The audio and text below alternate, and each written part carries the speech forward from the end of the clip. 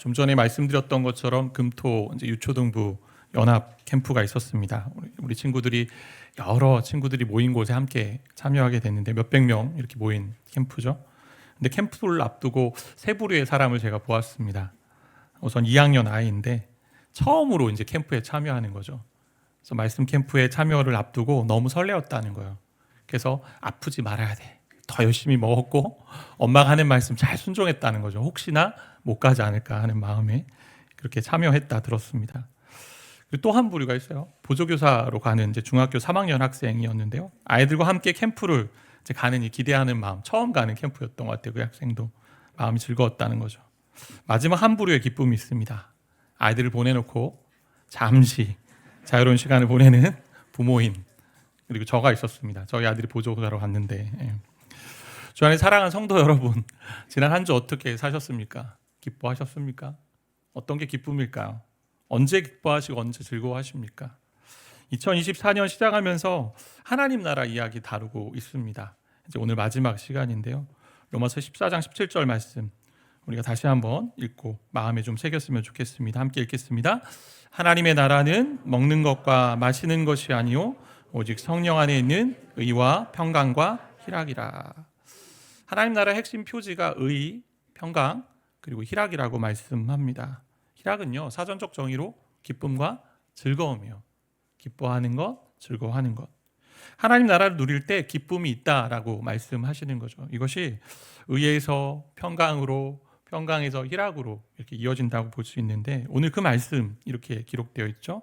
로마서 5장 1절 2절 다시 보시면 그러므로 우리가 믿음으로 의롭다 하심을 받았으니 하나님과 의로운 관계에 되었으니 우리 주 예수 그리스도로 말미암아 하나님과 화평을 누리자. 이게 이제 누리자 권면하는 이제 번역이 되어 있기도 하지만 그냥 또 우리가 풀어낼 수 있는 번역이 되거든요. 화평을 누린다라고 할 수 있어요. 하나님과 의로운 관계가 되니 이제 어떻게 해요? 예수 그리스도로 말미암아 하나님과 화목한 관계가 됩니다. 그러니까 주변과 또 평화를 누립니다. 그러고 나서 2절로 이어지죠. 또한 그로 말미암아 우리가 믿음으로 서 있는 이 은혜에 들어감을 얻었으며 하나님의 영광을 바라고 즐거워한다. 즐거워한다. 원래 의미는 자랑하다라는 의미도 있는데 얼마나 기쁘면 즐거워하며 자랑을 하겠습니까? 순서가 이렇게 되어 있어요. 하나님 나라 누림에 대해 다룰 때 먼저 하나님과의 관계 속에서 의롭다 하심, 또 의롭다함을 얻은 것에서 출발했습니다. 의롭다 하심은 곧 하나님과 평화를 누리는 것이고 화목입니다. 그 평화가 근거가 되어서 주변과 화목할 수 있는 능력이 있음을 우리는 보았습니다. 어떻게요? 예수가 화평이시다라는 복음이 우리에게 주어졌기 때문에. 그러면 자연스럽게 오늘 5장 2절의 말씀으로 이어지죠. 은혜에 들어가 하나님의 영광을 바라고 즐거워한다 입니다. 즐거움, 기쁨으로 나아가는 거죠. 오늘은 기쁨, 희락을 좀 다루려고 하는데요. 두 가지 순서로 좀 보려고 합니다. 첫째, 희락, 기쁨이 어디서 오는가? 두 번째는 왜 우리는 희락을 잘 누리지 못하는가? 첫 번째부터 보면 희락, 기쁨은요 그 자체로 기쁨을 기뻐한다기보다 갈망했던 것, 또 열망했던 것을 경험하면서 느끼는 만족감이고 행복감이라고 할 수 있어요. 그걸 표현하는 거죠. 내가 만족해, 내가 얻었어, 내가 뭔가 누렸어. 일종의 부산물로 보입니다. 그래서 맛있는 음식을 먹고 난 뒤에 기뻐할 수 있는 거고요. 또 보고 싶은 책을 읽으면서 기뻐할 수 있습니다. 또 원했던 장소에 가서 여유를 즐길 때 기뻐할 수 있어요. 학생들의 경우는 어때? 원하는 점수를 받아서 또 꿈꿨던 진로를 찾아갈 때 기뻐합니다. 근데 이렇게만 정의한다면 조건에 따른 기쁨이라고 할 수 있죠. 세상이 보는 기쁨의 관점입니다. 무엇인가 얻고 누렸기 때문에 가지는 기쁨인 거죠. 그래서 세상은요 늘 욕망을 극대화하는 그런 모습으로 자꾸 애를 씁니다. 텔레비전의 주요한 목적이 뭘까요? 광고예요, 광고. 텔레비전은 광고를 통해 나도 저것을 입어야 차별화된 인생이 될 수 있다. 광고를 잘 보세요. 내가 저거를 해야 된다. 내가 그래야 저만큼 된다. 뭐 저 사람이 된다. 그래서 계속 새로운 것을 만들어내고요. 조금만 더 이렇게 얘기하는 거죠. 이렇게 우리의 욕망을 부추깁니다. 근데 우리의 욕망이 문제가 아니라 이 선한 욕구, 갈망을 부정적인 방향으로 이끌어가는 게 문제이죠. 그래서 광고에 오래 머물다 보면 우리가 누구인지 또 우리의 가치가 무엇인지 혼동하는 일들이 벌어집니다. 성경이 말하는 기쁨의 근원은요 이것과 달라요. 어떻게 되죠? 하나님의 임재, 다시 말해 하나님의 함께 하심이고 하나님 다스림 안에 있는 것입니다. 로마서 14장 17절을 다시 한번 여러분 기억해 보시면 하나님 나라는 먹는 것과 마시는 것에 있지 않고 오직 성령 안에 있는 의와 평강과 희락이라 했대. 하나님 나라 했잖아요. 하나님 나라. 하나님의 통치하심이 있는 곳, 하나님의 다스림이 있는 곳, 하나님이 계신 곳, 그곳이 하나님 나라입니다. 그래서 하나님이 다스리시고 하나님이 계신 땅에 있으면 기쁨이 있다라고 말씀하는 거죠. 그러니까 이런 점에서 우리가 그리스도를 통해 하나님 안에 거하는 것이 뭐예요? 기쁨이에요. 그리스도에 하나님 안에 거하는 것의 결과, 열매가 희락이고 기쁨입니다. 그렇기 때문에 성경이 말하는 기쁨은 위로부터 오는 거예요. 인간이 만들어낼 수 있는 것이 아니에요. 하나님이 주셔야 하고 하나님이 누리게 하셔야 하는 거죠. 그리스도를 믿음으로 누리게 되는 내적인 기쁨이라고 할 수 있어요. 세상과 다른 기쁨이죠. 20세기 변증가라고 하는 C.S. 루이스가 했던 말인데요. 잘 들어보세요. 기쁨의 원천이신 하나님을 발견했기에 내가 기쁨을 발견했다. 기쁨의 원천이신 하나님을 발견했기에 내가 기쁨을 발견했다. 결국 하나님과 함께 누리기에, 하나님과 함께 하기에, 하나님 안에 거하기에 나한테 누려지는 삶의 열매가 기쁨이다라고 고백하는 거죠. 세상의 기쁨은요, 감정적인 것 같아요. 때로는 기질적인 것 같습니다. 때로는 긍정적인 자세처럼 보입니다. 또한 상황과 여건, 조건에 따라 경험하는 기쁨입니다. 근데 그러한 것들 잘 생각해 보세요. 다 변하는 것들입니다. 있다가 없기도 하고요. 감정은 늘 변화무쌍합니다. 기질도 잘 몰라요. 내 기질도 잘 모르잖아요. 내가 어떠한 성향이지, 어떠한 기질을 가지고 있는지. 진짜 기쁨은 변화되지 않는 것에 근거해야 되죠. 변하지 않고 어제도 오늘도 내일도 한결같은 하나님 안에 거하는 것이 참된 기쁨입니다. 이것이 성도의 기쁨이에요. 19세기 중국의 선교사 한 분이 계신데요. 앤 월터 펀이라는 분이 계셨습니다. 의과대학을 나오고 바로 선교사로 자원한 아리따운 자매였습니다. 당시 중국으로 들어간다는 것은요, 다시 가족을 만날 수 없다라는 것과 동일한 의미였어요. 어머니가 딸을 중국에 보내고 나서 많이 보고 싶어 했겠죠. 그래서 살아있다는 소식만 들어도 좋겠다는 마음에 중국에 가는 사람에게 210달러를 쥐어주면서 가서 우리 딸을 만나서 잘 지내고 있다면 안전하다, 세이프, 이 단어 하나만 전보로 좀 쳐서 보내주십시오. 얼마 후에 전보가 왔습니다. 전문은 어머니가 기다리던 안전하다, 세이프, 이게 아니었어요. 뭐였을까요? 즐겁다였어요. delighted, 즐겁다. 이것이 진정한 그리스도인의 복된 마음이죠. 즐거움과 기쁨의 근원이신 주님을 알고 주님 안에 있으니 즐겁습니다. 기쁩니다. 환경과 조건과 관계없이 하나님 안에 머물고 함께하게 내가 하는 모든 일, 때로는 사명, 아주 무거운 사명 가운데 있는다 할지라도 즐겁습니다. 근데 그분 안에 거하는 것이 기쁨이 되는 중요한 이유가 있습니다. 여기서부터 중요해요. 잘 들어주세요. 되게 좀 딱딱할 수 있는데 잘 들어주세요. 요한복음 15장 11절 말씀 우리 다시 한번 읽겠습니다. 함께 읽을게요.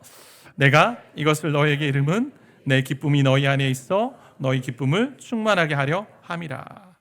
자, 우리가 기뻐할 수 있는 건 뭐예요? 하나님이 기쁨을 주시기에.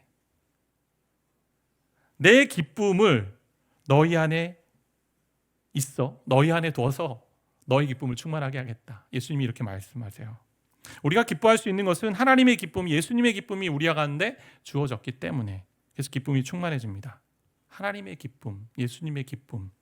다시 말해, 하나님이 무엇을 기뻐하시는가를 생각해야 돼요. 하나님 무엇을 기뻐하실까요? 예수님 무엇을 기뻐하실까요? 하나님 무엇을 즐거워하십니까?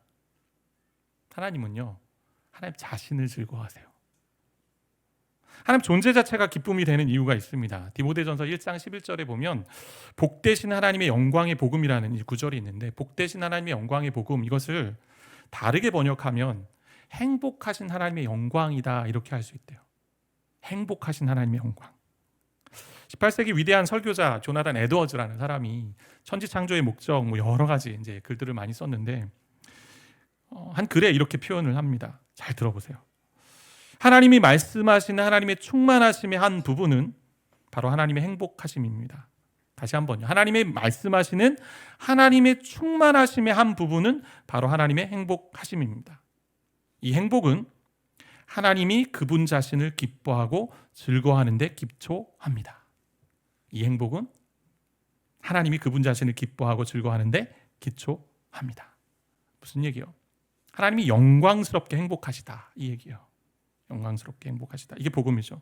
하나님 스스로 만족하십니다. 스스로 충만하십니다. 스스로 행복하신 분이십니다. 그래서 그분은 그분 자체를 즐거워하세요. 기뻐하세요. 사랑하세요. 삼위 하나님께서 성부 하나님, 성자 예수님, 성령 하나님이 서로 삼위 안에서 사랑하시고 영광을 누리시고 서로 찬양합니다. 그래서 하나님은 사랑이시다라는 요한일서의 말씀이 이 하나님의 삼위 안에서 증명되는 거죠. 그래서 한 단어로 영광이라고 표현할 수 있어요. 영광. 이 충만하심, 탁월하심, 아름다우심, 이 사랑이 넘치심, 이 모든 것을 영광이라는 단어로 우리가 표현하는데, 인간이 쓸 수 있는 단어의 한계죠. 이거만큼, 이거보다 더 큰 단어가 없는 거예요. 영광. 그 영광을 다르게 표현하면 하나님의 행복입니다. 하나님의 행복. 하나님 자신을 즐거워하시고 기뻐하시는데 행복을 누리세요. 이게 하나님이세요. 하나님 안에 거하면 완전한 행복을 누리시는 하나님이 우리와 함께 하시기 때문에 우리도 기뻐할 수 있습니다. 행복을 누리는 것입니다. 여러분, 스스로 기뻐하시는 하나님이 없다면 우리에게 주시는 말씀이요, 복음, 복된 소식이 될 수 없습니다. 자기도 기뻐하지 않는데 내가 복을 준다? 너희가 기뻐하라? 할 수 없는 거죠. 스스로 행복하지 않는 신은요, 믿을 수 없어요. 아니, 믿고 싶지 않습니다. 하나님 우리에게 행복을 주시는 분임을 알기 때문에 그분 안에 거하는 것이 기쁨이 되는 거예요. 그런데 무한한 행복하심, 그 영광스러움이 어디에 있습니까? 어디에 드러났어요? 그 영광이, 행복이 아들 예수 그리스도를 통해 드러났습니다. 고린도후서 4장 6절 말씀인데요, 중요한 말씀 같이 좀 읽어봅시다. 읽겠습니다. 어두운 데에 빛이 비치라 말씀하셨던 그 하나님께서 예수 그리스도의 얼굴에 있는 하나님의 영광을 아는 빛을 우리 마음에 비추셨느니라. 보세요. 어두운 가운데 빛이 비쳤는데, 마치 이렇게 이제 비쳤는데 어떻게 비쳤냐? 하나님께서 예수 그리스도의 얼굴에 뭘 비추셨어요? 하나님의 영광을 아는 빛, 곧 예수 그리스도의 얼굴을 통해 하나님의 영광이 드러난다. 비추셨기 때문에. 예수 그리스도가 하나님의 영광의 광채이시오 그 본체의 형상이라고 성경은 이야기합니다. 그리고 말씀이 육신이 되어 우리 가운데 거하심에 우리가 그의 영광을 보았다라고 되어 있습니다. 그러니 아버지의 독생자의 영광이요 라고 요한복음은 말하고 있습니다. 예수 그리스도의 영광이 하나님의 영광인 것은요, 예수 그리스도가 하나님이시기 때문에 그렇기도 하고 하나님의 영광의 빛이 그에게 비춰주기 때문에. 그래서 예수의 얼굴에 나타난 영광은요, 하나님의 영광이십니다. 그 하나님의 영광을 아는 빛을 우리에게 비춰주셨기 때문에 우리가 하나님의 영광, 하나님의 행복하심을 경험하는 거죠. 그러한 기쁨을 예수를 통해 경험하게 하세요. 예수를 통해.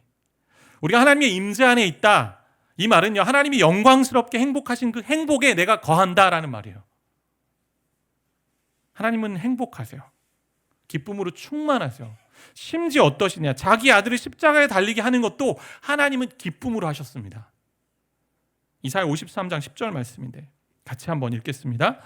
여호와께서 그에게 상함을 받게 하시기를 원하사 질고를 당하게 하셨은즉 그의 영혼을 속건제물로 드리기에 이르면 그가 씨를 보게 되며 그의 날은 길 것이요 또 그의 손으로 여호와께서 기뻐하시는 뜻을 성취하리로다. 잘 보세요. 이사야 53장은 메시아 고난을 이제 예언하는 그런 장이고 말씀인데, 예수님의 순환과 고난. 우리가 다 양 같아서 그릇 행하여 각기 제 길로 갔거늘 여호와께서는 우리 모두의 죄악을 그에게 담당하셨도다, 담당시키셨도다 나오고, 예수님이 그 죄를 담당하면서 마치 도살장에 끌려가는 양처럼 가는 이야기가 나오고 나서 그게 앞문맥인데 10절, 그리고 10절이 얘기하는 거죠. 어떻게 말합니까? 예수가 상함을 당하는 것 하나님이 원하셨다. 이 원하다, 이 단어죠. 상함이라는 단어는요, 원어적 의미로 보면 집을 짜는 것처럼 아주 짓눌리는 것, 박살내는 것, 아주 강한 의미를 가진 단어입니다. 그렇게 고난을 당하시는 걸 어떻게 하나님이 원하셨다. 그 밑에 보니까 기뻐하는 뜻, 동일한 얘기예요. 예수님이 십자가의 죽으심을 당하는 것을 하나님이 기뻐하셨다라고 말씀하세요. 이해가 되십니까? 왜 기뻐하셨습니까? 왜 하나님이 이런 걸 기뻐하셨어요? 순종으로 얻을 하나님의 놀라운 열매가 있기에 씨를 보게 된다 오늘 말씀하고 있는데 53장의 10절의 말씀에 아버지와 아들이 함께 사랑 안에서 이루어가는 계획의 즐거움이 있기 때문에 그래서 로마서 5장 2절은요 어떻게 마지막 얘기하냐면 이 은혜에 들어감을 얻었으며 하나님의 영광을 바라고 즐거워한다라고 되어 있어요. 왜 즐거워요? 뭐 때문에? 하나님의 영광을 소망하기에. 그걸 바라본 거죠. 하나님도 예수님도. 이것을 알기에 예수님도 인간의 모습으로 오셔서 고뇌하며 이 잔을 옮겨주십시오, 이 잔을 제발 옮겨주십시오 말씀하셨지만 정작 순종하면서 십자가의 길을 가셨습니다. 앞에 있는 즐거움, 아버지의 뜻을 이루며 함께 누리는 즐거움, 즉 죄인들을 구원하시는 하나님의 놀라운 계획의 기쁨을 위해 십자가를 참으시고 가셨다 히브리서는 기록되어 있어요. 그런데 이를 악물고 참아야지 하면서 간 길이 아니에요. 육신으로 오셨기 때문에 육신의 고통 때문에 힘드셨겠지만 앞에 있는 영광, 그 아버지의 영광을 바라보며 기쁨으로 간 기쁨의 십자가고 소망의 십자가입니다. 요한복음 15장의 말씀을 다시 보면 15장 11절에 이렇게 기록되어 있는데 내가 이것을 너희에게 이름은 내 기쁨이 너희 안에 있어 너희 기쁨을 충만하게 하려 합니다. 우리가 기뻐할 수 있는 거 하나님의 기쁨이 주어져야 되는데 하나님의 기쁨이 어떤 기쁨이냐? 하나님의 영광 안에 있는 기쁨이잖아요. 하나님 스스로가 기뻐하는 거고. 근데 오늘 말씀 보니까 11절에 이것을 너에게 이름은 앞에 얘기하자는 거야. 앞에 얘기하면서 이 기쁨 얘기. 9절 10절 보니까 이렇게 기록되어 있어요.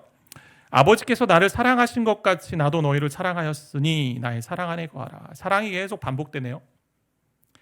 아버지와 아들의 사랑 가운데 우리도 거하라 라고 말씀하죠. 왜? 그 안에 하나님의 행복이 있고 하나님의 영광이 있기에 기쁨이 있기에. 그런데 10절 보니까 내가 아버지의 계명을 지켜 그의 사랑 안에 거하는 것 같이 너희도 내 계명을 지키면 내 사랑 안에 거하리라. 자, 사랑 안에 거하는데 어떻게 해요? 사랑 안에 거하는 것은 곧 아버지의 말씀을 지키는 거야. 아버지가 하라고 하셨기에 십자가의 길을 가라고 하셨기에 그 말씀에 순종하고 따라간 것이 사랑 안에 거하는 것이고 그 사랑 안에 거할 때 아버지와 아들이 가지고 있는 그 영광스러운 것을 경험하고 기쁨을, 행복을 경험하기에 그 길 가신 거죠. 여러분 하나님이 하시는 일은요 다 기쁨입니다. 그분이 기쁨이시기 때문에 그래서 스스로 기뻐하신 하나님, 영광스럽게 행복하신 하나님이 우리 가운데 계시니까 우리도 기뻐할 수 있는 거예요. 아니 기쁩니다. 이게 세상과 다른 기쁨이죠. 근데 저와 여러분 한번 보세요. 신자로 살아가면서 주변의 여건과 상황 때문에 마음이 흔들릴 때가 참 많이 있지 않습니까? 저도 이렇게 고민해 보는 거예요. 제 삶의 기쁨이 뭘까? 내가 도대체 언제 기쁠까? 교회가 주의 은혜로 이제 부흥해 왔잖아요. 더 부흥해야 즐거울까? 뭐 설교의 영감이 막 부어져서 조금만 열면 막 이렇게 다 나오고 그러면 즐거울까? 돈이 많아지면 기쁠까? 그래서 다른 이들을 더 많이 섬길 수 있다면 기쁠까? 어려운 가운데 성도들의 문제가 해결되면 즐거울까? 뭐 그런 이야기 많이 들으면 좋잖아요. 목사님 기도해 주셔서 아이가 생겼어요. 직장 문제도 해결됐어요. 질병에서 회복됐어요. 관계도 좋아졌어요. 그럼 기쁠까? 이런 이야기를 들으면 뭐 행복하고 즐거운 것, 인간적인 마음에서는 뭐 당연합니다. 그러나 그러한 일들을요 우리가 매 순간 경험할 수 없는 인생이에요. 그래서 기쁨은 스스로 행복하시며 모든 것을 기쁨으로 하시는 그 하나님, 부족함이 없으신 하나님이 주시는 기쁨을 누릴 때 비로소 향유할 수 있는 것입니다. 그런데 왜 우리가 그 기쁨을 잘 누리지 못할까요? 두 번째 이야기. 왜 누리지 못할까요? 이미 하나님이 기쁨으로 충만하시고 그 기쁨 가운데 우리를 두셨는데 왜 기뻐하지 못하고 기쁨을 누리지 못할까? 세상처럼요 주변의 상황, 조건이 기쁨의 원인이라 자꾸 생각하니까. 그럼 세상이 너무 쉽게 만족하게 돼요. 현실에서 벌어지는 상황과 조건의 변화가 주는 기쁨을 더 많이 사모합니다. 문제가 해결되고 내가 원하는 게 들어지고 분명 그러한 것들도 하나님이 주시는 선물이죠. 그런데 우리가 추구해야 될 건 뭐냐? 하나님이 주시는 선물에 집착하지 말고 집중하지 말고 그것을 주시는 그 무한히 행복하시고 무한히 영광스러우신 하나님을 알아가고 경험할 때 주시는 기쁨이죠. 우리가 이 땅에서 완전한 즐거움, 기쁨을 누릴 수 없는 존재입니다. 왜냐하면 세상의 어떤 것도 우리의 깊은 내면을 만족시킬 수 있는 최고의 가치 있는 존재가 이 땅엔 없습니다. 아무리 돈을 많이 벌어도 끝이 있잖아요. 유한한 인생이에요. 멈춥니다. 어떤 것도 영원하지 않습니다. 그래서 영원하시고 무한히 행복하신 그 하나님의 영광 안에 거해야만 기쁠 수 있다는 거예요. 하나님의 복되신 영광을 어떻게 경험하고 계십니까? 고린도후서 4장 6절 앞서 보았던 것 이렇게 되어 있잖아요. 어두운 가운데 빛이 비쳤던 것처럼 하나님이 예수 그리스도의 얼굴에 있는 하나님의 영광을 아는 빛을 비춰주셨기 때문에 그 영광을 맛볼 수 있게 되었다라고 말씀하고 있습니다. 그렇다면 그 맛을 계속 봐야죠. 예수가 이 땅에 인간의 모습으로 오셨어요. 그래서 하나님의 형상, 하나님의 영광이 무엇인지 보여주신 거예요. 하나님의 영광이 무엇인지. 우리 예수의 얼굴을 보아야 합니다. 하나님의 영광의 형체이신 예수를 보는 것, 이제 어떻게 합니까? 어떻게 해요? 이제 지금 안 계시잖아요. 어떻게 하세요? 육신으로는 볼 수 없잖아요. 어떻게 합니까? 말씀을 통해 성령으로 보는 거예요. 우리가 영광을 보는 자세요. 성령 안에서 말씀을 통해 예수의 영광을 봅니다. 예수의 행복을 봅니다. 하나님의 기쁨을 봅니다. 그래서 복음은 예수의 영광이고 하나님의 영광입니다. 그러기에 우리가 말씀, 복음을 대하는 거예요. 말씀으로 그분을 보고 그 영광을 경험해야 우리 안에 영원한 기쁨, 샘솟는 기쁨이 끊어지지 않는다라고 말씀하는 거죠. 스스로 만족하시고 부족함 없으신 그분, 그 하나님의 영광스러운 행복을 우리가 누리게 될 때 세상의 여러 가지 상황, 조건, 관계없이 우리는 즐거워할 수 있습니다. 저도 이 맛을 계속 보고 싶어요. 근데요, 아직도 부족해요. 말씀을 펴면 막 이렇게 꿈틀꿈틀 살아나야 되는데 그렇지 않을 때도 있어요. 우리가 말씀을 통해 하나님의 영광, 행복하심을 누려야 됩니다. 근데 잘 안 될 때가 있어요. 왜 그렇죠? 고린도후서 4장 6절 앞에 있는 말씀이 4장 4절인데 그 4장 4절 말씀이 이렇게 기록되어 있어요. 그 중에 이 세상의 신이 믿지 아니하는 자들의 마음을 혼미하게 하여 그리스도 영광의 복음의 광채가 비치지 못하게 함이니 라고 되어 있어요. 이 세상의 신들, 사람의 마음을 혼미하게 합니다. 세상의 우상들이죠. 다른 신이 됩니다. 세상의 것들이. 그래서 우리의 마음을 빼앗기게 하죠. 세상의 것들이 우리의 마음을 빼앗기면 빼앗길수록 하나님의 영광은 멀어지는 거, 하나님의 영광에 대한 기쁨을 누리지 못하는 거죠. 그렇기 때문에 이를 위해서 세상의 것 바라보는 것 좀 멈춥시다. 멈추고 좀 조금 하시고, 아니 좀 안 하고 꾸준히 계속해서 그분을, 예수를 바라보는 것, 이것이 하나님의 영광, 하나님의 행복을 누리는 길이죠. 그분의 영광이, 그 영광의 빛이 이미 비춰졌습니다.